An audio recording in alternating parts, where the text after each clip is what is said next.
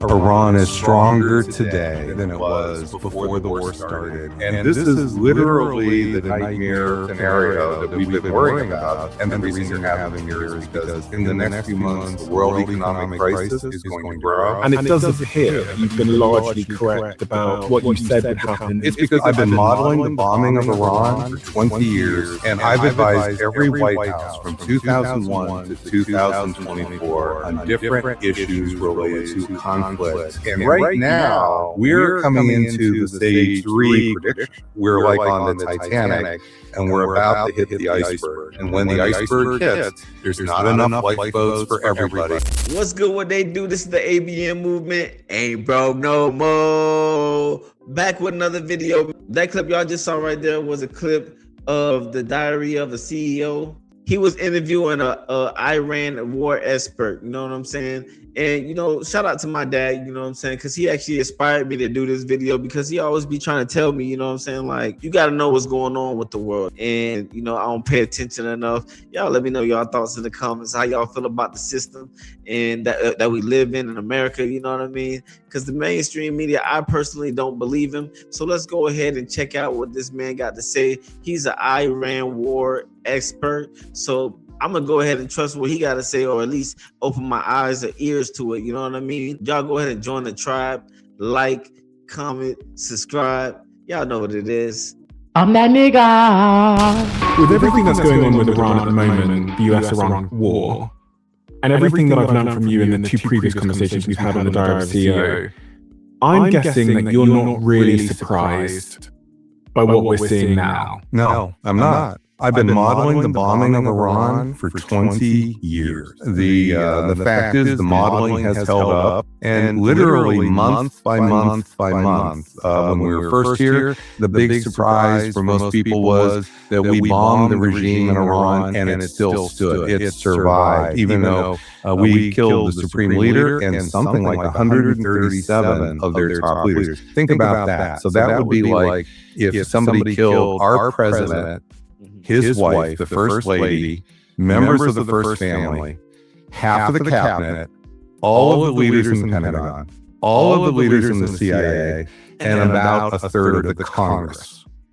That is what we did to Iran in those opening weeks in March. And nonetheless, that regime survived.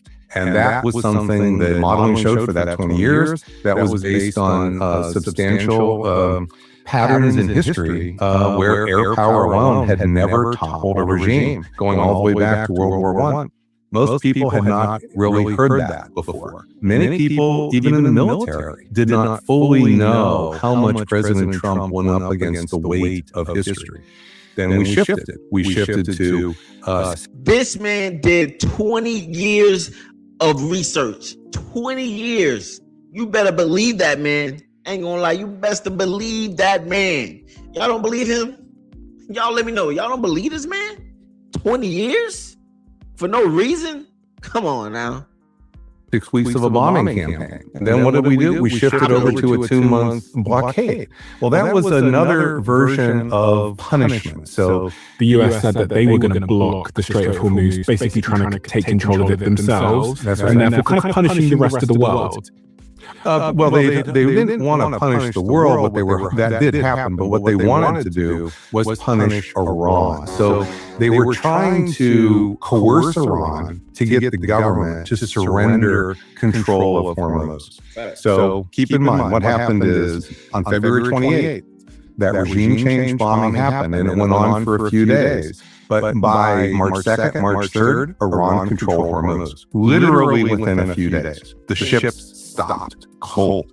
And they basically have not reopened except for teeny tiny periods of time in a modest way. Y'all remember that? Y'all remember when they like said that they had like a cease agreement, you know what I mean? And the ships were waiting in the middle of the ocean or something like that? Do y'all not believe this, man? And then you're stuck. How do you get Iran to give up control of Hormuz? Or do you let Iran continue to control Hormuz for as far as the eye can see? That's been the dilemma we've been in, Stephen, since really the first week in March, and now it's become clear to the world that is the core dilemma. We're at a fork in the road. Either we physically take Hormuz back, all those other tactics, even the MOU didn't work, didn't get The MOU, the Memorandum of Understanding. which was I sat here with JD Vance, and he told me that they were about to sign an agreement with Iran to ultimately end the war. And they had that agreement. JD told me that it was about to be signed. Well, damn, what happened? You know what I'm saying? Because it's about to affect all of us. You know what I'm saying? So, like, what happened? Why y'all didn't agree? A couple of weeks later, here we are. They're back to bombing each other. Yeah, there's really two big issues with this, Stephen, with the MOU, the Memorandum of Understanding. I do believe that Vice President Vance sincerely thought it was going to have a good chance of ending the war. But there's a big problem here, Stephen, which is when you listen to Vice President Vance, he approached this as a business deal. So he kept talking about all the benefits that were going to come to Iran if they performed, fee for service. We want the Strait open, and we're going to offer you money in different ways if you will open the Strait.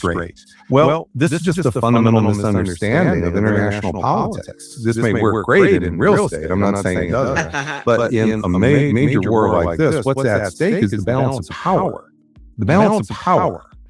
Now, I want to explain that before the war started, there was a balance of power. Now, I want to explain that before the war started, there was a balance of power where America was ascendant, Israel was the rising power, and Iran was actually the declining power in the region.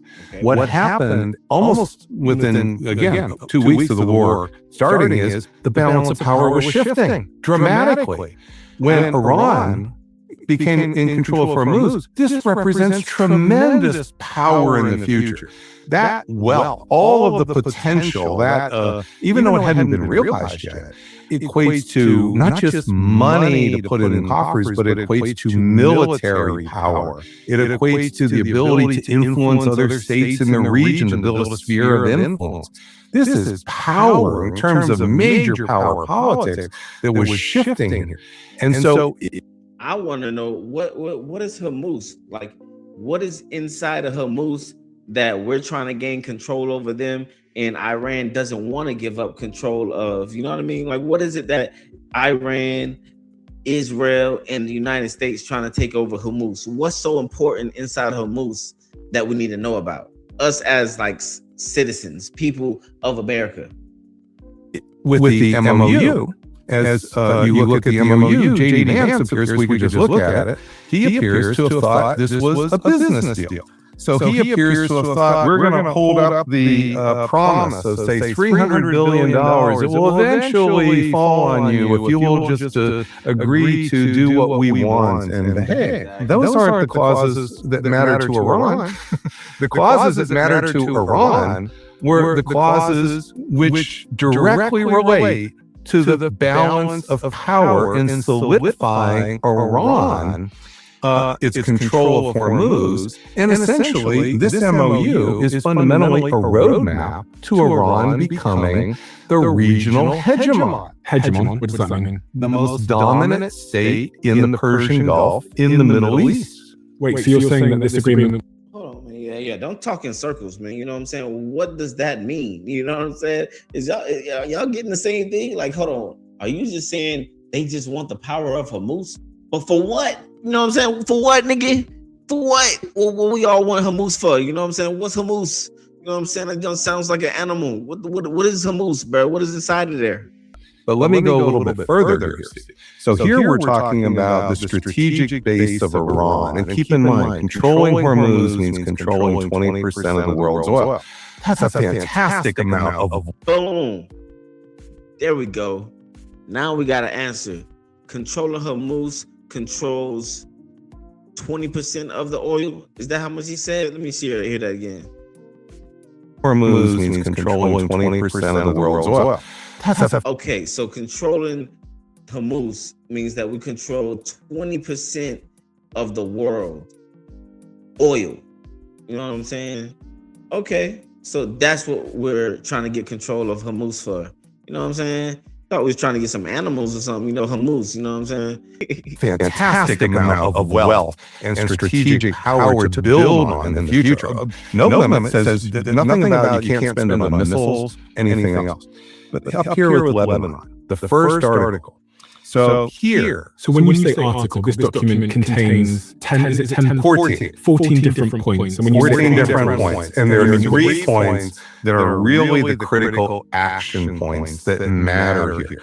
This promise of $300 billion down the road, this is so far, you know, this is like holding out funding money to the Iranians. These are the things that are actually short term, because this is happening now. So point one, you're Point saying, one I want to come back to, Stephen, because I want to explain. This is Iran's strategic base. point number 5. Point number 5. But what happens to become the dominant power in the region, even more than a strategic base? You want a sphere of influence. You want a sphere of influence here. And So I'll hold this up here. Is that? Yeah, that's good. That's good. Point number 5 is controlling the Strait of Hormuz. But many of the different countries, including Saudi Arabia, you have already started to have pipelines to bypass the Strait of Hormuz. There were Hey man, you know, I actually saw Myron do a reaction when I didn't have my computer at the time, you know what I'm saying? A couple months ago, you know, I seen him actually do a reaction explaining the same thing, putting out the map and saying that basically all the oil or most of the oil that runs through most countries has to go through Iran and some type of area in between this. So it's kind of interesting that it kind of correlates with this expert. Y'all don't believe him? What the hell? Y'all don't believe this man? This man got facts. 20 years. plans to do this for years. They were too expensive, but almost immediately they started to do that. So the Saudi Arabia started to put out 4 to 5 million barrels of oil a day, starting in mid-March, into the Red Sea on a pipeline that had already been built and hadn't been used. There's a little area here called Fujairah, which is where the UAE had a pipeline. That's almost 2 million barrels a day. So 20 million barrels a day were going through Hormuz. Almost immediately, 7 million were being bypassed. Then there's all this. We fighting over oil? Like, why can't we just produce oil? Is there something I'm missing? Like, do we have bad oil for soil? Do we have bad soil for the oil? You know what I'm saying? Like, what's going on? Why can't we just produce our own oil for our own countries? You know what I'm saying? Do we need these other countries for oil? You know what I'm saying? We fighting over oil. The hell? No way.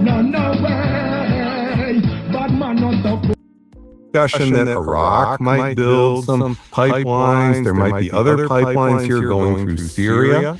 So what if you're Iran? You now control this, but notice it's a declining asset. That way, if you only control Hormuz within 5 years, good chance your power is going to be whittled away. What you want to do is you want a sphere of influence. So what Iran started to talk about is their security resistance belt, where they wanted to control. And they said from the Mediterranean to the Red Sea to the Gulf. This was the leaders of the Revolutionary Guard. Okay, so that kind of actually makes sense to me. You know what I'm saying? Y'all let me know if I'm wrong or not, because I'm not perfect. You know what I'm saying? I don't know nothing about this. I'm coming at this from a curious standpoint. They got the golden spot for the oil to control not only just Iran or their country. They're trying to control all the countries that surrounded them.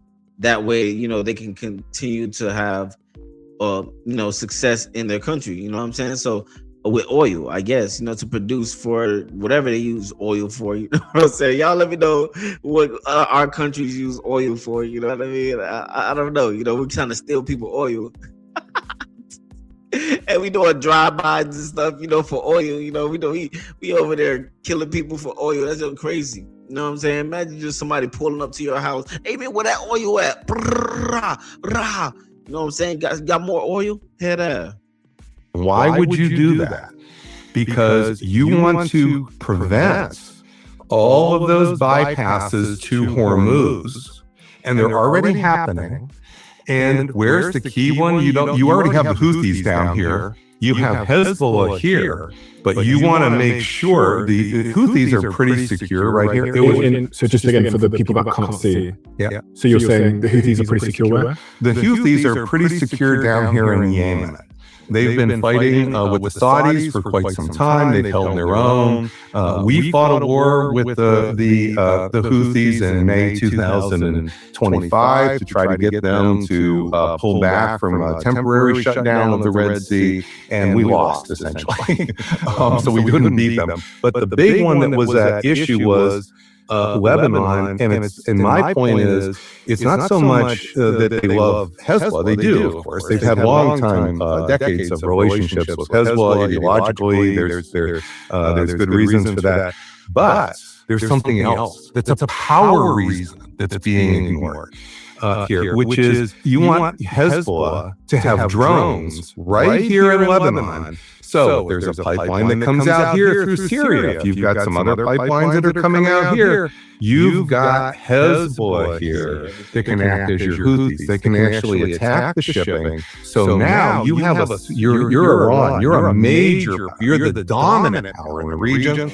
You don't just control this area here, the Strait of Hormuz and Iran itself. You have an arc. A security arc here that is a sphere of influence, but it's an operational sphere of influence. This is not just a piece of paper or something to talk about. This is what's guaranteeing you control all of that oil, whether the oil from the Persian Gulf comes out through Hormuz, whether it comes out through Syria, or whether it comes out through the Red Sea. And that's what Article 1 is about. So how come that? Okay, we're gonna go ahead and stop it right there. You know what I'm saying? Y'all let me know if y'all like this type of content. You know what I'm saying? I'm coming at it from a curious standpoint because I don't pay attention, and I just want to know. I want to know what's going on with the war and how it's going to affect us long term. So I want to continue to follow the war and to figure out how things would affect us. But y'all let me know if y'all like this type of content. What can we learn from this? You know what I'm saying? Basically, we're trying to get oil, and they basically got the golden spot, and they basically need to retain. Iran needs to retain this oil spot because it gives them access to keep their country running, and gives them also control over all the countries around them to produce their oil or to use their oil or whatever they do with oil. You know what I'm saying? These guys be playing around stealing oil, doing drive-bys for oil and stuff like that. Y'all let me know what y'all thoughts in the comments, man. Go ahead and drop that like, comment, subscribe, join the tribe. You know what I'm saying? I'm that nigga. Let's get it.